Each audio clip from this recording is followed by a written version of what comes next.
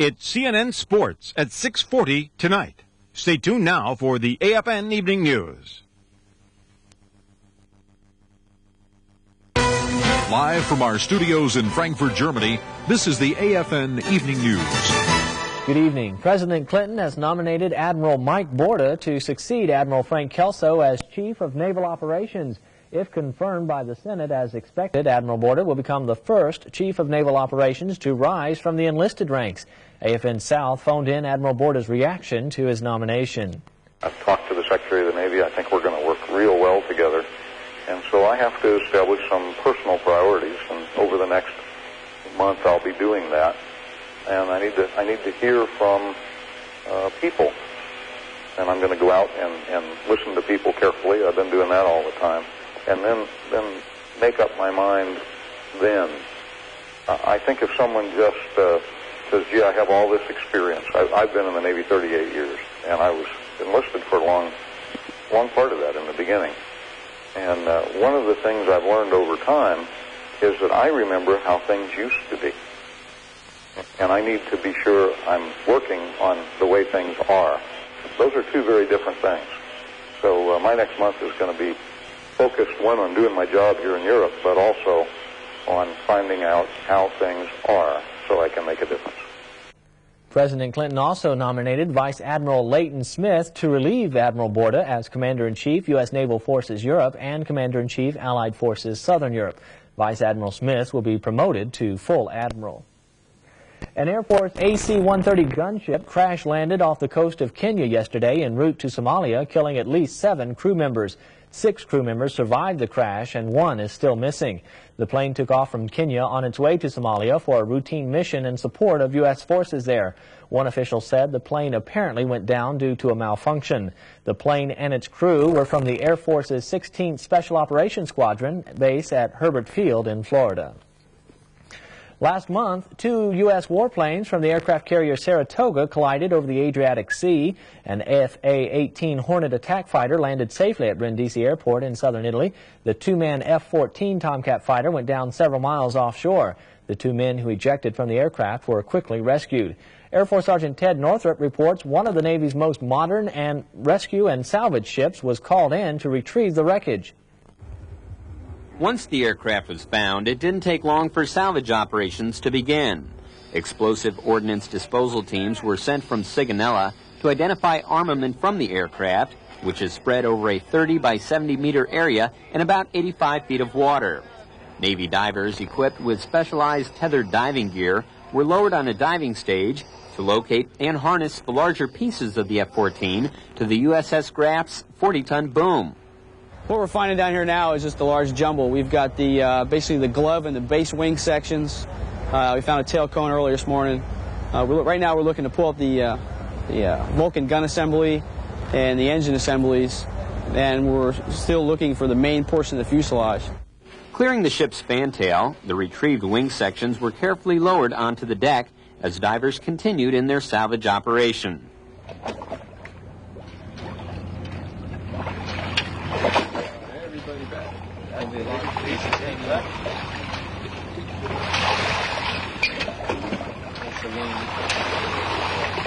Usually in a plane crash, the air crew or the squadron will identify certain pieces of the wreck that they would want to help them with their mishap investigation. Whether they want the black box, electronics, or if they think it's some type of mechanical failure, they might want the entire plane so they can go back and assess a problem in the aircraft. Only 2 divers work on the bottom at a time, as crew members topside keep track of the diver's air supply, depth, and the time the divers are allowed to stay on the bottom. Other crew members operate the cargo booms and keep air and communication lines free from tangles, while other sailors aid in getting salvaged debris stabilized onto the deck. The USS Grasp is the second ship of the new rescue and salvage class of vessels constructed for the U.S. Navy to both replace an aging class of vessels and upgrade the mission essential equipment and systems found on board vessels of this type. And the successful retrieval of this F-14 Tomcat fighter proves that these salvage ships are capable of meeting the demands placed upon it. Reporting for AFN News on the Adriatic Sea, I'm Air Force Sergeant Ted Northrup on board the USS Grasp. Operation Deny Flight continues to patrol the skies over Bosnia and stands ready to assist United Nations forces on the ground if airstrikes are needed. Air Force Sergeant Clay Coxdill says one unit who's come under a new squadron flag will continue to help keep the peace in the Balkans. The crews are still flying. These A-10 pilots are preparing to fly another mission in support of Operation Deny Flight, just as they have since July last year. I still think we're doing an important job down here, and in my mind, we're helping to save some people on the ground. In February, the 510th Fighter Squadron was inactivated. The A-10s now belong to the 81st Fighter Squadron. At their home base of Spangdahlem Air Base, Germany, the appropriate ceremonies commemorated the name change. But at Aviano, the UN's resolve to end the fighting in the Balkans remains the squadron's focus. As far as I can tell, that the UN is serious and President Clinton's serious, and just sending the Secretary of Defense out here kind of points to that. The 510th Fighter Squadron has logged well over 1,000 sorties for Operation Deny Flight. And now, as the 81st, the A-10s, along with their allied counterparts, will continue to fly, keeping the peace in the skies over Bosnia-Herzegovina. Sergeant Clay Coxdill, Air Force News, Aviano Air Base, Italy. The Naval Hospital at Sigonella, Italy just celebrated its one-year anniversary. In his three-part series, Petty Officer Sterling Grant reports the hospital is providing more than just medical services. It's become part of the community. No one likes being sick, especially when it means a trip to the doctor's office. So if you had to go, you'd want to go to a physician who knew you, someone like your own family doctor. See, that's more like it. With that in mind, the Naval Hospital at Sigonella is using a program centered around family practice, which was started by the Navy to help ease the ordeal of going to medical. What we offer here is a very community-oriented type of atmosphere. People are very, very happy with it. The one-on-one attention that they get is just outstanding, and I'd be surprised if there's very many community hospitals at home that could match it. He's nice. The idea of family practice gives you the idea of the country doctor, the doctor that's always there, that knows all your needs, that knows everybody in the family, and I think that makes a difference. Little gauze on there, little sting. So I think patients like that because they can keep seeing the same person and get to know them as a physician, and the physician can get to know that family. The family feeling that the hospital is providing starts with the staff. From the receptionist who greets you when you enter to the doctor who stitches your wounds, the hospital faculty is working together to support the family's needs. The camaraderie is just really tight. It's really strong, and that makes a nice workplace, both for the patients and the workers. During the planning stages of the hospital, as the draftsmen had the blueprints laid out in front of them, they didn't make designs for quality care, and not one of them sketched in family values. But at the end of its first year in operation, it seems that the hospital staff is providing the type of quality service that comes from people who genuinely care. Petty Officer Grant, AFN News. Current studies show that the more involved parents are in their child's education, the better the child will do. This is a key principle in the Families and Schools Together, or FAST program. Army Sergeant Gary Stacy visited a FAST workshop in Tirrenia, Italy. Are parents from various schools throughout the Dodds Mediterranean region. In fact, a number of these people have attended FAST workshops before, but this time they're here being trained as leaders. The individuals taking part in this conference will return to their own communities and provide instruction to other parents. The creators of the FAST program and the facilitators for the conference are Drs. Curley and Sharon Johnson. Not only do both have the professional expertise necessary to direct such a workshop, but they've jointly raised a family. Dr. Sharon Johnson talks about what those involved in the workshop will accomplish in their own communities. Our intent was to have about 15 people who can go back to their communities and they can train trainers. So really Dodds has done a good job of getting the program in place and now training people so that it can be carried on. So each of these people, as they leave for whatever reason, will train new people to do the training. So there's a lot of rapport, a lot of the basic knowledge they already have, a lot of kind of catching up, sharing what's worked, what hasn't worked, those kinds of things. It's a fun group. And of course this fun group has its funny moments, but everyone is focused regarding the overall goals of Families and Schools Together. This includes helping children learn how to succeed. The FAST coordinator from Izmir, Turkey, Kathy Baker, believes these principles work. You as a parent, of course, are the most influential person in your child's life. And by being that central person and working through this program, your child has to succeed. It's safe to say that the concept of families and schools together is one which these parents seem to wholeheartedly support. From Tirrenia, Italy, I'm Army Sergeant Gary Stacy, AFN News. It's time now for a look at weather. Air Force Sergeant Celinda Larrabee has tomorrow's forecast. The chaos continued in Europe again today, at least north of the Alps. Conditions remained extremely cloudy, windy, and wet. And looking to the west, there's just absolutely no relief in sight. If you wanted to see any relief from the inclement weather today, you had to head south of the Alps or you had to head over to the Middle East. Today, although your weather conditions weren't quite perfect, at least you still had not too much to complain about as skies continued to gradually clear. And there's some fabulous news for your forecast tomorrow. Skies will continue to even clear more and more, with fair to partly cloudy skies everywhere. All the rain will push off to the east, and your temperatures will continue to warm, too. All of you can expect highs in the 70s and in the 80s. It's going to be one of those days you'll be begging your boss for the day off. Well, meanwhile, in Europe, you're actually going to be begging to come to work, that is, if you live in the north. Conditions will remain extremely unsettled with rain showers, thunderstorms, more gusty winds, and even cooler temperatures. The snow tomorrow will work its way down from Oslo into Denmark and into northern Germany as the day goes on. In the former Yugoslavia and in Italy, you can expect to see some early morning fog, but otherwise some partly cloudy skies by afternoon. But be advised, the next frontal system has the power to make it across the Alps, so you definitely need to enjoy it while it lasts. And in southern Spain, your weather's too nice to even talk about. Let's break away and take a look at your city forecast. It's time to say hello to our special air traffic control friends at Tempelhof Airport in Berlin. Tomorrow's weather will keep you on your toes more than usual. Conditions will be stormy with snow moving into your area towards the end of the day. Bundle up because highs will stay in the low 40s.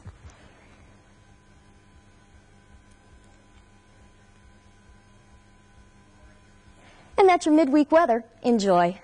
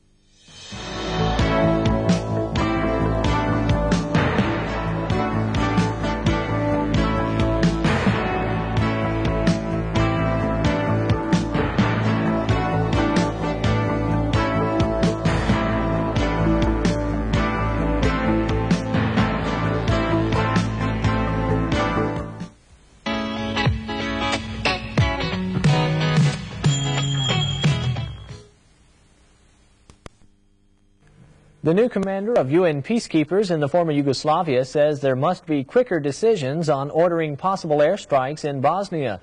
The United States and France claim the current structure led to an intolerable delay that jeopardized French troops under attack by Serb gunners over the weekend. Currently, the decision is in the hands of the United Nations civilian chief in Zagreb. Hungarian board financier George Soros is set to take over the archives and research unit of Radio Free Europe by April. Radio Free Europe broadcast from Germany to Eastern Europe during the Cold War, and its counterpart, Radio Liberty, broadcast into the former Soviet Union. The end of the Cold War and U.S. budget cuts have forced them to cut back and redefine their role. The Soros Foundation will move the research unit and archive to Prague. You may have heard that it's National Women's History Month or National Nutrition Month, but you probably didn't know it's National Frozen Food Month. AFN's J.B. Leedy shows us how some people are celebrating. They say you should never go grocery shopping on an empty stomach, but you might want to do just that this month, especially if you commissary shop at Heidelberg or Rhine-Main. Those are the two stores selected by the Defense Commissary Agency to compete against stateside grocery stores for the 1994 Penguin Awards. The competition centers around merchandising of frozen foods, an idea that elicits mixed reactions. Kind of fun. It's kind of like a little bit of America back here, you know, because usually the commissary is kind of boring, and certainly a little bit more exciting for this Saturday morning. It looks weird at first. We wouldn't be here if we didn't come here for haircuts first. I just knew it was National Frozen Food Month. That's the only reason I'm here. Shoppers also had a variety of reasons for buying frozen food. I sure like it. It tastes just like fresh. Like when you're in such a hurry and you have no time to take some stuff out of the refrigerator to cook, you know. Well, it saves my time on shopping. I can put it in the freezer. But does everybody agree on what the best frozen food is? I think so. Ice cream. Ice cream. Say ice cream. You want ice cream? Heidelberg has earned silver medals in the promotional competition for the past 2 years. Maybe this will be the year they come in first. From Heidelberg, Germany, I'm J.B. Leedy, AFN News. He's a foreign exchange student from Hanover, Minnesota, visiting the talented and gifted students at Atterbury Elementary School in Frankfurt, Germany. In our next story, specialist Lee Allen brings us the adventures of PFC Pluto. Inside of his flight, inside of his travel log, there's the information that we want the pilot to fill out. For example, it says name of the pilot, home base of the airplane, kind of airplane, speed of airplane, what was the reason for the flight, what was Pluto's job on the flight, what was the weather, and then there's a section for pilot's comments, and then a section for Pluto's comments. And then also here's a copy of Pluto's enlistment papers, so that the pilot will know that Pluto is a bona fide member of the U.S. Army.